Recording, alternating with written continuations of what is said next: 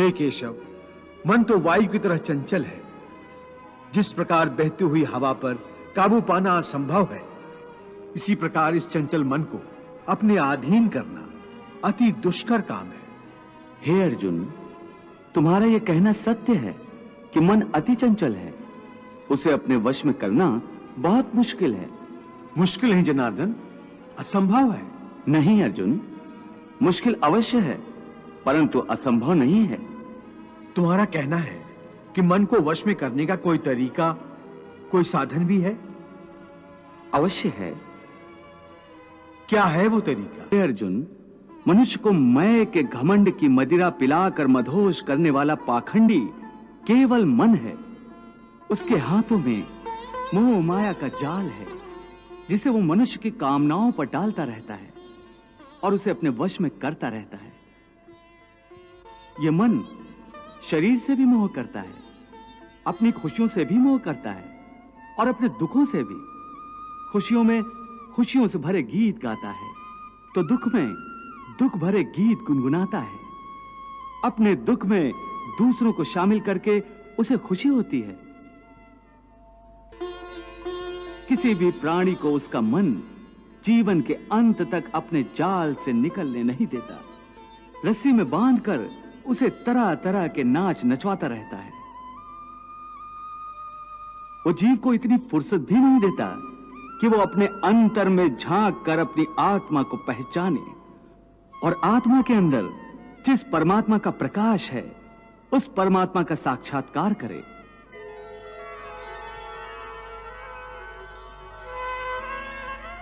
हे पार्थ, प्राणी के लिए आवश्यक है कि प्राणी अपने मन को काबू में करके अपने अंतर में झांक कर आत्मा को देखे।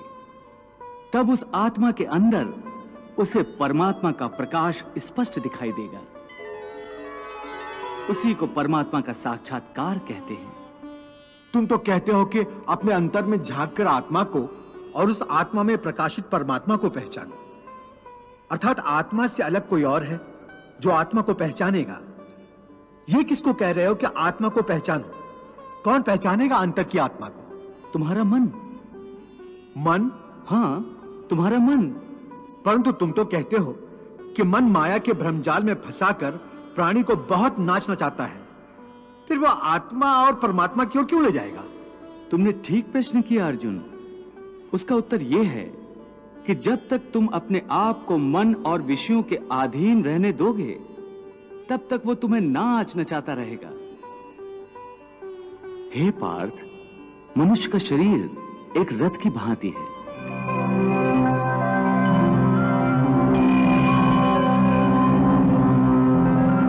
उस रथ के जो घोड़े हैं, उन्हें मनुष्य की इंद्रियां समझो, जैसे आंख, नाक,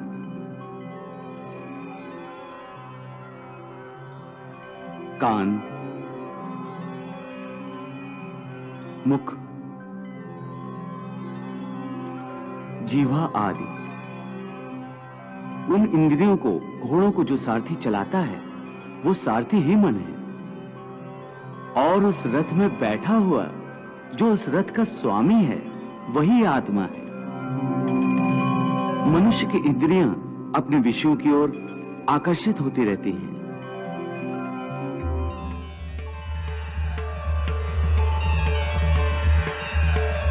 और उसका मन इंद्रियों को उनके विषयों की ओर ही दौड़ाता रहता है।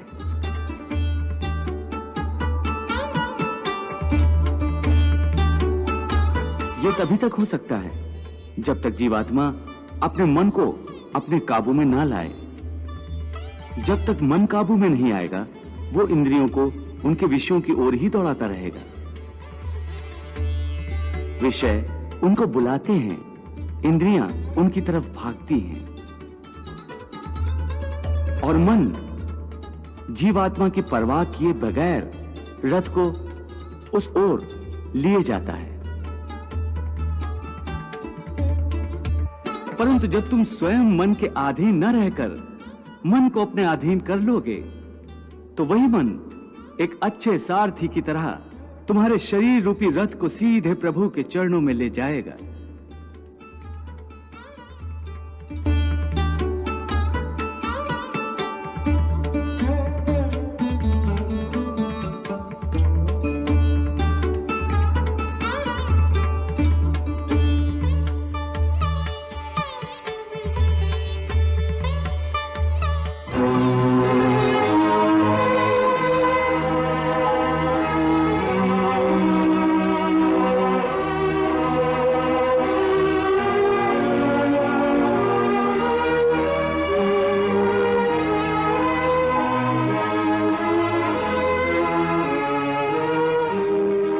इसीलिए मैंने कहा था कि मनेव मनुष्यानाम कारण बंधन मोक्षेय, अर्थात यदि मन तुम्हारा स्वामी है और तुम उसके अधीन हो तो वो तुम्हें माया के बंधन में जकड़ता रहेगा, और जब तुम मन पर काबू पालोगे और उसके स्वामी हो जाओगे तो वही मन तुम्हें मोक्ष के द्वार तक ले जाएगा।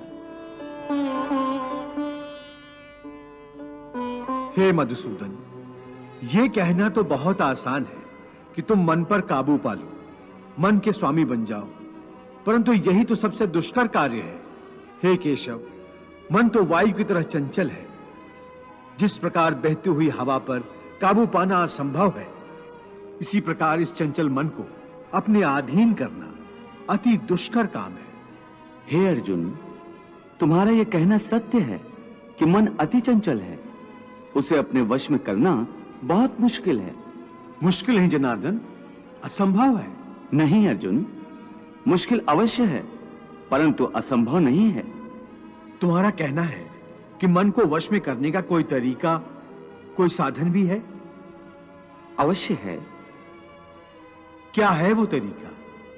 असंशयम महाबाहो मनो दुर्निग्रहम चलम अभ्यासेन तु कौन्ते वैराग्येण च गृह्यते। अर्थात मन को वश में करने के लिए उस पर दो तलवारों से प्रहार करना पड़ता है। एक तलवार अभ्यास की है और दूसरी तलवार है वैराग्य की। अभ्यास और वैराग्य? हां, अभ्यास और वैराग्य। देखो अर्जुन, अभ्यास का अर्थ है निरंतर अभ्यास। मन को एक काम पर लगा दो, वो वहां से भागेगा, उसे पकड़ कर लाओ, वो फिर भागेगा, उसे फिर पकड़ो, ऐसा बार बार करना पड़ेगा। जैसे घोड़े का नवजात शिशु एक क्षण के लिए भी स्थिर नहीं रहता, क्षण क्षण में इधर उधर फुदकता रहता है।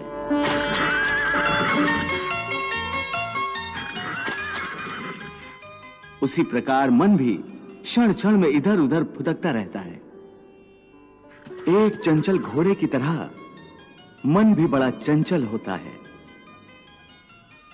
और ऐसे चंचल मन को काबू करना उतना ही कठिन है जैसे किसी मुंहजोर घोड़े को काबू करना। ऐसे घोड़े को काबू करने के लिए सवार जितना जोर लगाता है, घोड़ा उतना ही विरोध करता है और बार बार सवार को ही गिरा देता है। परंतु यदि सवार दृढ़ संकल्प हो तो अंत में वो सरकश घोड़े पर सवार हो जाता है। बस फिर वही घोड़ा सवार के इशारे पर चलता है। उसी प्रकार मन को भी नियंत्रण की रस्सी में बांधकर बार बार अपने रास्ते पर लाया जाता है, तो अंत में वो अपने स्वामी का कहना मानना शुरू कर देता है। इसी को कहते हैं अभ्यास की तलवार चलाना। जब अभ्यास की तलवार से ही मन ठीक रास्ते पर आ जाए, फिर वह दूसरी वैराग्य की तलवार की क्या आवश्यकता है? उसकी आवश्यकता इसलिए है कि एक बार ठीक रास्ते पर आ जाने के बाद मन फिर से उल्टे रास्ते पर न चला जाए, क्योंकि उल्टे रास्ते पर इंद्रियों के विषय उसे सदा ही आकर्षित करते रहेंगे। मिथ्या, भोग, विलास और काम की तृष्णा उसे फिर अपनी ओर खींच सकती है। इसलिए मन को यह समझना जरूरी है कि वो सारे विषय भोग मिथ्या हैं, असार हैं, योग माया के द्वारा उत्पन्न होने वाले मोह का भ्रम है। मन जब इस सत्य को समझ लेगा तो उसे विषयों से मोह नहीं रहेगा, बल्कि उससे वैराग्य हो जाएगा। और यही वैराग्य की तलवार का काम है कि वो विषयों के मोह को काट के मन को सन्यासी बना देती है।